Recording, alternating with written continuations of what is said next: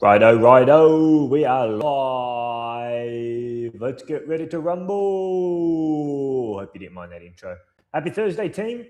26th of February. Hope you're having a spectacular day and a blessed day, of course. Welcome to another franchising live series. My name's Emil. I'm going to be your host today. We've got a really good episode that we're going to get through today. It's going to be quite an eye-opening episode, but as you know, I don't spit BS. I tell it to you how it is. That's what people know me for. He's a straight talker. He says it how it is. No fluff, no BS, just raw. I guess it's in my DNA. So what did we speak about last week? Last week, if you didn't tune into the episode, we spoke about if you need hand-holding, don't buy a franchise. It was a bit of a confronting title, a little bit of a controversial title, but if you actually stayed to the end of the episode, you would have understood the point that I made a video. So it was a great episode. If you need hand-holding, don't buy a franchise. Real, honest. There were some stories there from experiences that I faced. Have a watch of it if you haven't already. But what are we going to be talking about in today's episode? So today's episode it's going to be another controversial one. Can you run a franchise part-time? The real time commitment explained. Can you run a franchise part-time? The real time commitment explained. Now, to answer this question, I'm going to be talking about a Little Boomers basketball franchise, but if I'm honest with you, the principles that you're going to learn in this video applies to any franchise that you are thinking about getting in, regardless of whatever industry you're in.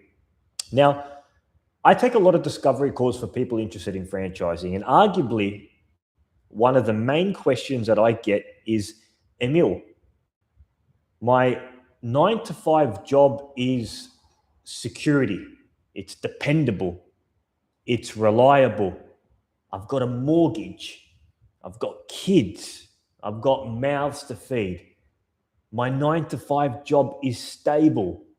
If I buy this franchise, can I run it alongside my 9-to-5 job so that I don't have to quit my 9-to-5 job and I can run this franchise, grow the franchise, and then when the franchise takes off, I can then dial back my 9-to-5 job. And most of the time, unfortunately, from the people I speak to, they don't like their 9-to-5 job. They hate it, but it is maybe high paying, or it pays the bills, or it just does something in regards to financial means. It pays the bills, right? That's an interesting question. And I understand when you look at it from a psychological standpoint, it's certainty that we're trying to answer here. You want certainty that if you leave your 9-to-5 job, your income is automatically going to be replaced by your new franchise or your new business. It's that certainty humans crave all the time. And, I get it. I get this question all the time, and I'm going to be answering it in a more logical approach. Now, me being a franchisor, it's my job and it's my duty to tell you exactly what it takes to run a business, the time commitment and the effort to run a business. I don't sugarcoat things. I can, sell the dream and tell people what they want to hear on the phone and then bring them in the door and have complications later, but it's against my morals, against my ethics. I'm going to tell you exactly what it is, what it's like to run a franchise, right? So if you're considering running a franchise part-time, after 5 p.m., when you come back from your corporate job or on the weekends or coincide with your 9-to-5 job, I'm going to break it down for you. I'm going to tell you what you're getting yourself into. So I'm going to do a screen share, team, and hopefully you can share my screen. That's it. I might expand that a bit. Okay. Awesome. Now you guys can see my screen. What is this DSD? Right. So what I want to establish, team, is what I like to call your time jar. How much time you have available throughout the week. So I'm going to start off with myself, right? Emil. So this is my time jar. I'm going to go text.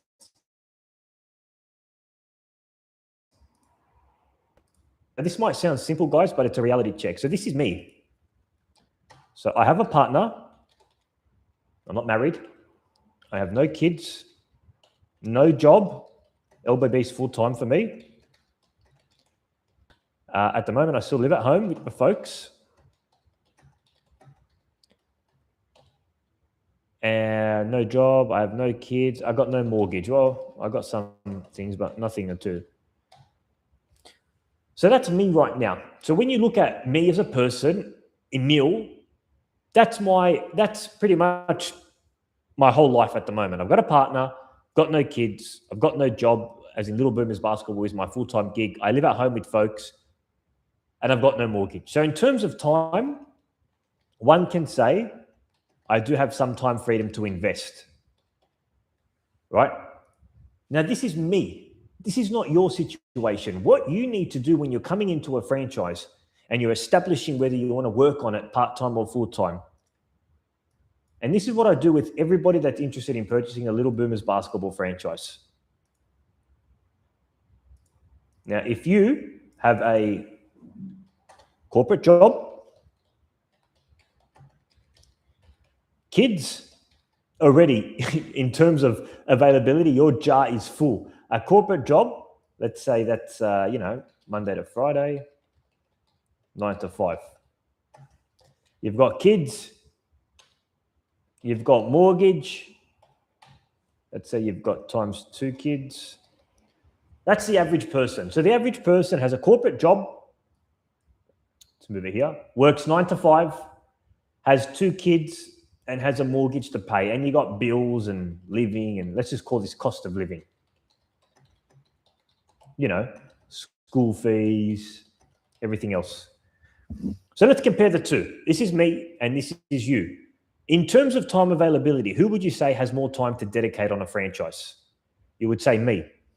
The reality is, team, when you're looking at yourself and your availability, like let's just think about this practically for a second. If you're coming into a franchise and you've got a corporate job, 9 to 5, you've got kids, mortgage, and you've got cost of living, where would you put the time to work on the business? Now, you're probably going to say what a lot of people say, which is, Emil, I'll work after 5 p.m. and I'll work on the weekends. My counter argument to that would be, if you're going to work after 5, number one, you're going to be drained physically because all of your time and energy is going to go into your 9 to 5 job. So your business is pretty much getting scraps. It's getting leftover, right? That's my first argument. Number two, most business stops after 5 o'clock. If you're trying to get back to people in terms of customers, whether it's schools or daycares, I don't know who you're going to get a hold of after 5 o'clock. And then if you say you're going to work on it to weekends, to be honest, if you've had a big week in corporate 9 to 5, your weekends are going to be your rest and recovery period and or time with the kids. So there's not going to be much time that you're going to be able to invest in your business. So there's a bit of a dilemma here, as you can see, right? Now, some people might say to me, oh, Emil, my job's flexible. I can work between 9 to 5. You could probably, punch out an hour, maybe punch out an hour or 2. But the reality is you're not going to be able to put full-time attention on the business. As a result, someone might come into a franchise, it doesn't take off, and they wonder why it doesn't take off. Because in terms of time availability, it is extremely hard for you to invest in the business. Now, I'm going to scroll down and take you here. Essentially, team, there's 3 different phases that you go through when you're starting a franchise. Phase 1 is a startup, and that requires the most highest amount of time needed. You are literally learning a new business, from training to meeting the head office team to getting the business up and going. This is like the infancy stage of a business. Your first 12 months, it is going to require a tremendous amount of time. It's like when you give birth to a baby. What do parents say? Oh my God, the first year was a killer. I lost sleep. The baby was demanding, screaming, crying, everything. That's like a business for the first year. So the startup is going to demand a lot of your time. Then you'll go to phase 2, stabilisation. It's growing. You're starting to get results. Things are starting to move. Maybe it's not as much time, but it's still growing and it's improving. And then phase 3 is scale, where you can drop down in your time because you've got a team behind you that's scaling the franchise. But the reality is, team, if you're in this bucket over here, it's going to be very challenging to get through phase 1. And I do see some of our franchisees struggle because they've got this over here and they're trying to get through phase 1, which is a startup. Extremely, extremely hard. So what are your options then? It's quite simple. You've got 4 options. Some might sound scary because it's going to put you at risk. Some might be a little bit more suitable. And by the way, this is just advice. You can quit your 9 to 5 job. That's one option to consider. You can bring in a partner to make up for your lack of time. A lot of people becoming the franchise, husband and wife, spouse, or a business partner to make up for your lack of time. You can go part-time on your full-time job and work on the franchise and at least give a minimum of 20 hours a week. And then once it takes off, dial back from your full-time job. Or the fourth one is work 5 to 9. Emil, what do you mean work 5 to 9? Catch 5 to 9 a.m. and then afternoons. So you can start really early, an early riser like me, and work 5 to 9 a.m. And then after 5 p.m., you work on the business. At least you'll be able to put 8 hours. But that's a massive workload if you've already got a corporate job. There's only so long that you can sustain it for. But those are your options. Quit 9 to 5, bring a partner, go part-time, or work 5 to 9. Now, I'm going to go back and share my screen. Cool. Can you see me again, team? Let me go back here. But team, that's just a little bit of a reality check that I want to give to you. And, starting a business in 2020 is that's where a lot of businesses fail and go bankrupt as a infancy stage. There's a lot of time required for you to put into the business. And if you're operating a 9 to 5 job combined with everything else happening in your life, there's a dilemma. And if anybody tells you that a business in the first year can grow without you being there or with you putting minimal effort, I would run the other way because they're selling you the dream. And something that we tell all of our franchisees is the first year of business, you've got to be putting in at least a minimum of 25 to 30 hours per week. It can be 2 people doing 15 hours, whatever. Where is that time going to come from you? Where's that time going to come from? And I spoke to a franchise buyer the other day. This was honest. He said to me that, look, he's got kids, he's got a mortgage, he's going to work on this on the weekends, and that's it. I said, okay, so there's no plan to dial back from your full-time job? No, at this stage, I've got a mortgage and stuff. I can't really afford to do that. And I was honest to him. Let's call this guy Smith. I said, Smith, if you're going to work on this business only on the weekends, it's not going to grow much.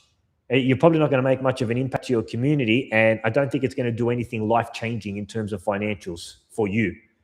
And we discontinued and parted ways. And he was very appreciative of how honest I was. And I said, look, feel free to revisit it if your time is available. But the reality is, team, if you want to grow a franchise, if you want to grow any franchise, or if you want to grow any business, this is what it takes. Time to feed the baby, to reap your rewards. So I hope you enjoyed that screen share, guys. Let me know what you think. That's it for today's episode. It was a short and sweet one. If you enjoyed today's episode, give it a thumbs up, share it, and put in the comment below if there's an idea of a live video that you'd like me to explain anything related to franchise, and I might consider it and post it at my next live next Thursday. Thank you, guys. God bless. Take care.